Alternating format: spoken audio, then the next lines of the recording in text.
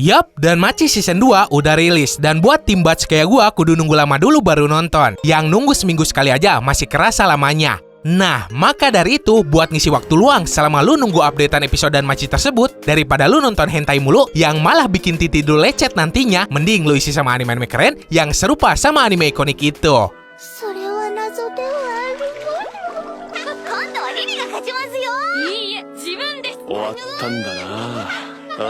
Halo, gue Andre sama Langsung Anime. Hari ini kita ngebahas 12 rekomendasi anime yang mirip sama Danmachi. Kalau misalnya lu suka sama pembahasan ini, wajib banget dong lu like terus share video ke teman-teman yang lain supaya makin banyak yang dapat rekomendasi anime menarik lainnya dari distrik anime. Terus kalau gitu kan gue juga jadi makin semangat bikin videonya. Nomor 1, Goblin Slayer, tayang perdana Fall 2018. Anime yang sempat hype gara-gara Goblin Sangean di ceritanya yang ngewein para petualang cewek yang lagi ngedungeon bareng partinya. Kalau di game RPG, Goblin tuh bisa dibilang monster yang selevel sama slime. Well, gak setara juga sih. Yang jelas, dua jenis monster itu sama-sama rendahan. Karena hal tersebut, Goblin jadi diremehin. Sampai pada akhirnya, ras Goblin jadi sebuah fenomena yang ngerugiin banyak pihak. Contohnya aja, para Goblin nyulik para cewek buat dijadiin mesin reproduksinya. Dan muncullah Goblin Slayer yang bertekad ngemusnahin seluruh Goblin, yang bakal jadi fokus utama cerita anime ini. Goblin ka? Nomor 2, Haito Genso no Grimgar, tayang perdana Winter 2016.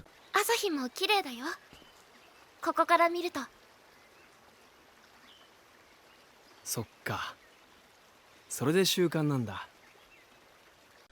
Banyak banget yang nungguin kelanjutannya anime bakal gimana. Soalnya udah terbilang 3 tahun, kagak ada kabar sama sekali nih anime bakal ada sequelnya apa kagak. Padahal gua suka banget sama style artnya. Inti ceritanya sih cuma berfokus ke sebuah party yang anggotanya terdiri dari berbagai latar belakang. Mereka berusaha bertahan hidup ngelawan segala musuh yang ngancam kedamaian dunianya. Yume no atarashii skill. Hoshinuki da. Spider. Nomor 3, Konosuba, tayang perdana Winter 2016.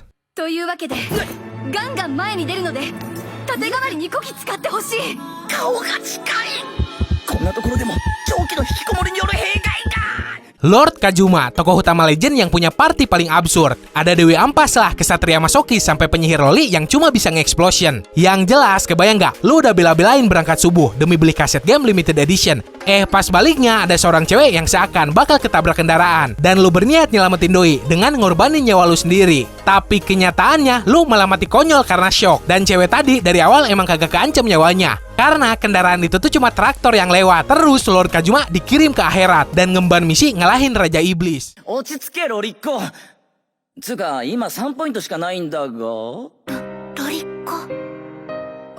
Nomor 4, Druaga Noto, The Aegis of Uruk, tayang perdana Spring 2008.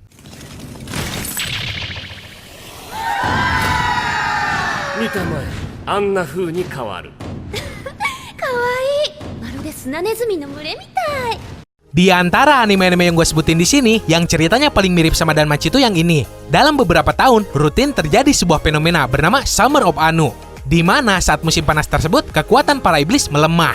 Markas para iblis itu ada di sebuah menara yang terdiri dari berbagai lantai. Para petualang sampai kesatria masuk dan ngebasmi para iblis di menara itu dan berusaha nyari sebuah harta karun yang terletak di puncak menara.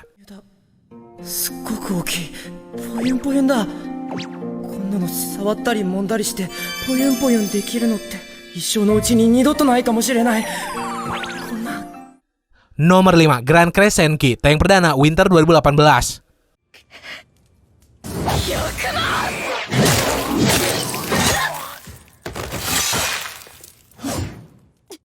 Anime underrated yang padahal visual sama ceritanya lumayan keren. Great Hall Tragedy, sebuah kejadian yang memecah peperangan di dunia Grand Crash. Berawal dari pernikahan bangsawan yang nandain damainya dua kubu. Tapi pernikahan itu harus hancur gara-gara ngedadak muncul para iblis dari dunia lain yang ngebunuh orang-orang di pernikahan itu. Bahkan Raja Iblis Diabolos pun muncul. Karena event itu banyak para pejuang yang nimba berbagai ilmu supaya lebih kuat dan bisa ngalahin para iblis dan ngelerai peperangan.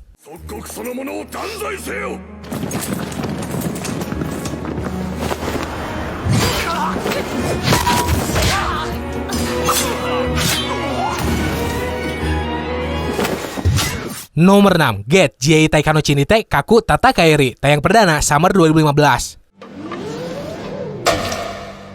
え、今コーンって音が何でしょう。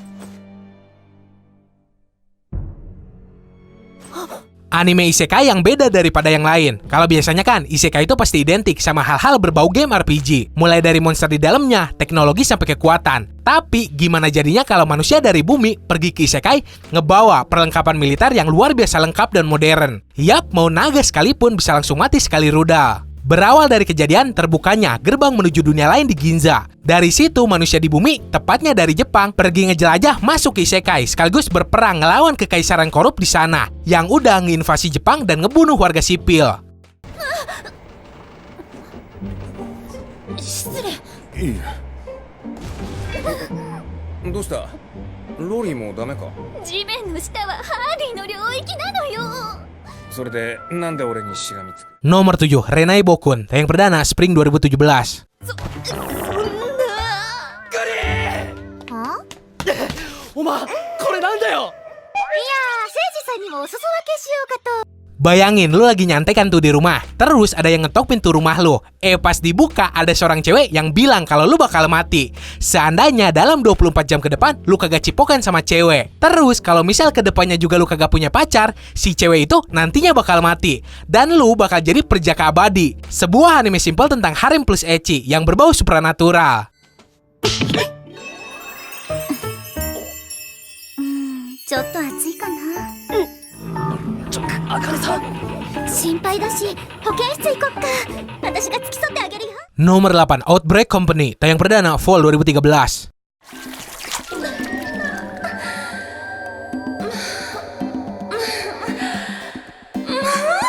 Shinichi Kano, seorang otaku berpengetahuan luas tentang anime, manga sampai game. Suatu ketika, karena doi kagak mau jadi nolep terus, nih cowok nyari kerja dan keterima di sebuah perusahaan. Yang ternyata perusahaan itu adalah bagian dari BUMN Jepang yang punya kontak ke dunia lain. Nah, si Kano ini dikasih tugas buat nyebarin budaya otaku di dunia lain tersebut dengan awalan Putri Kekaisaran sebagai targetnya.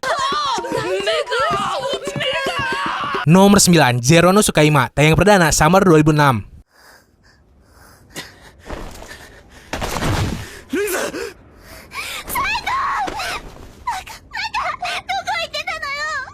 すまねえルイズもう大丈夫だ。 Biarpun umurnya udah lebih dari 1 dekade, banyak banget pecinta anime yang suka sama Zero no Tsukaima. Entah itu karena ecchi sama harimnya, ataupun karena cerita plus actionnya yang seru. Louis, seorang penyihir yang kagak bisa ngerapal mantra atau ngeluarin sihir secara benar. Karena hal tersebut, Doi sampai dapat julukan Louis di Zero. Suatu ketika, Doi dites buat ngelakuin sihir pemanggilan, yang malah ngehasilin sebuah ledakan. Ternyata sihir pemanggilan itu ngebuahin hasil. Muncul seorang cowok bernama Saito sebagai familiarsnya si Louis. Terus petualangan mereka berdua pun dimulai. それからしばらく世話になってたんだけど、すげえ胸がでかくてびっくりしたよ。ありゃシエスタやジェシカよりもさらにでかかったな。そう、よかったわね。 Nomor 10, Jero Karahajimeru Mahonoso, tayang perdana Spring 2017. 13番の死をもって魔女と人間の共存へののろしとする。 Berlatar di sebuah dunia yang penuh dengan peperangan antara manusia dengan penyihir. Ada sebuah ras bernama Beast Fallen yang jadi ras paling ditakuti kedua kubu yang perang tadi. Beast Fallen adalah manusia yang lahir dengan kekuatan dan daya tahan fisik kayak hewan. Biarpun kagak terlibat langsung sama tuh perang, Beast Fallen ini sering banget disewa sebagai tentara bayaran ataupun bodyguard. Nah, nih cerita berfokus ke seorang penyihir loli yang dijagain sama Beast Fallen. キス。キスというのは悪魔の一物に唇を押し付ける。 気味悪いこと言ってんじゃねえ。 Nomor 11, Kekai Sensen, tayang perdana Spring 2015.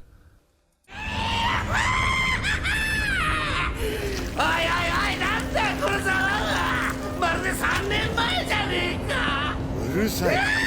不謹慎だよデルドロー。しかし大丈夫かねレオのやつ。 Hell Salem Slot, sebuah tempat di mana para makhluk supranatural hidup dan berkumpul. Ketika sebuah gerbang penghubung antara tempat tersebut dengan dunia manusia yang tepatnya terletak di New York terbuka, manusia bareng para makhluk supranatural itu dipaksa hidup berdampingan. Kedamaian sama keseimbangan di sana dijaga sebuah kelompok bernama Libra. Nah, ceritanya berfokus ke kelompok Libra tersebut. やジャックチーズロケットいつ食っても最高だ。おはようございます。ジェイス Nomor 12, Tensei Shitara Slime Data Ken, tayang perdana Fall 2018. まさか童貞のまま死ぬなんて。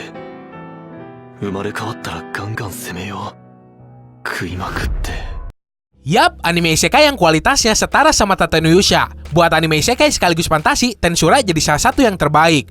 Sebuah anime yang tokoh utamanya adalah Songgok Slime, makhluk dengan level paling rendah kalau di dalam game. Tapi jangan salah, si Slime ini jadi salah satu makhluk paling overpower di dunianya. Berawal dari pengorbanan heroik seorang perjaka abadi bernama Satoru Mikami yang jadi tameng demi ngelindungin juniornya dari tikaman. Doi bereinkarnasi ke dunia lain sebagai Songgok Slime dan petualangannya yang luar biasa pun dimulai.